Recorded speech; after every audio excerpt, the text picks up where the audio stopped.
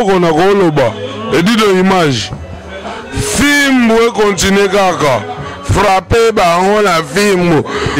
edito image eloko na osenga yo chicoté bango edito image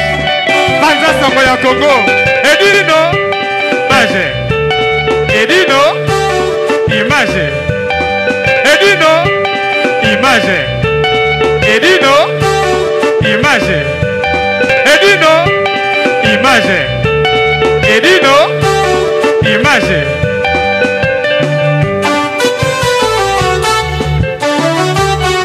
ouais mon Paris Express y'a Patrick Mabouaveki mon Paris Express y'a Mabouaveki bonjour bisadini Hi baby, you are kufi baby grave. C'est chaud. Et là, oinda umela. Soko yen agence hote. Veut dire umela te. Global Express, c'est Patrick Mabouaveki. Rue Lion numéro 25. Baby agence ya grave. Agence ya munene. Oyo tozo kotinda ba koli na biso na Kinshasa. Ba koli na biso na Angola. Ba koli na biso na Brazza. Pour koli le koma kitoko, il faut les canards. Rue Lion numéro 25. Et puis Patrick Mabouaveki. Balobi Global Express souka l'agence soko yete veut dire ou melate on a quatre agences oyo toza na ba service ebele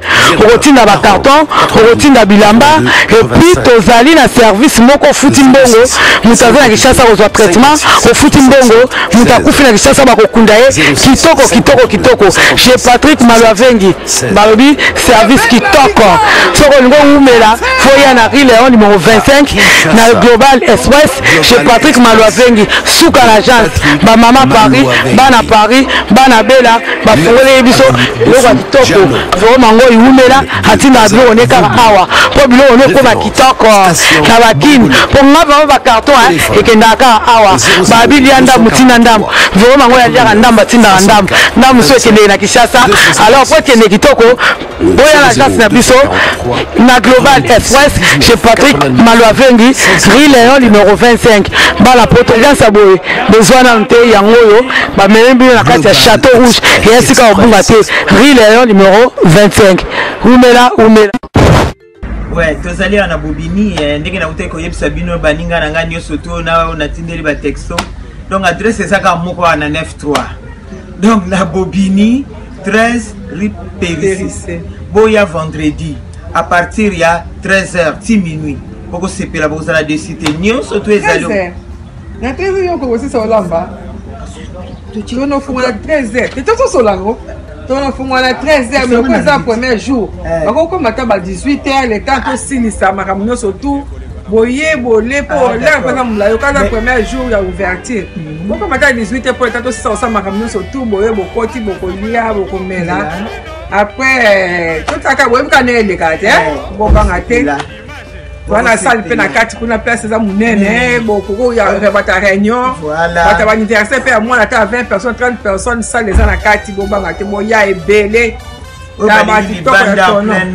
o ba lingi place ezali place kitoko munene ope balingi na kati ya nkundel ya kobata kama ba koti na kati kaka bango makasi na bango ekozala show to le mata makale taba tono ba koni siko na soso ko tumba alangwa pesa wa alangwa ko tumba nyonso to ya kamundele oh d'ailleurs kutuku da bloba mingi zake boya ebele on vendredi verset de Bondi ma vie qui kuban sals Obama boya to ya babino à bras ouverts voilà olia komela gogo bisous to suki wana mbote na bakinyo so boya ebele ba mama boziki ba mama ba réunion voilà ba mama ba sa ba anniversaire ba famille boya bobanga te famille kuba boya ba otia poa bolo bagale kaka boya elo kwa sikezo bota mawa la Bobini la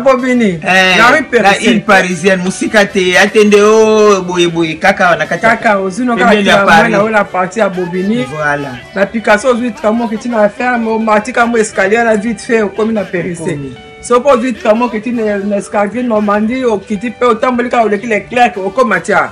so pe na voiture problème est mo tira GPS 13 rue Périssé Voilà. Obanga te boya bo sepela ya koloba mingi ya te bisou. eloko na koloba edido image fimbu ekontinue kaka frappe bango na fimbu edido image eloko na kosenga yo chikote bango Edino image banza sango ya Congo Edino image Edino image Edino image Edino image Edino image Edino image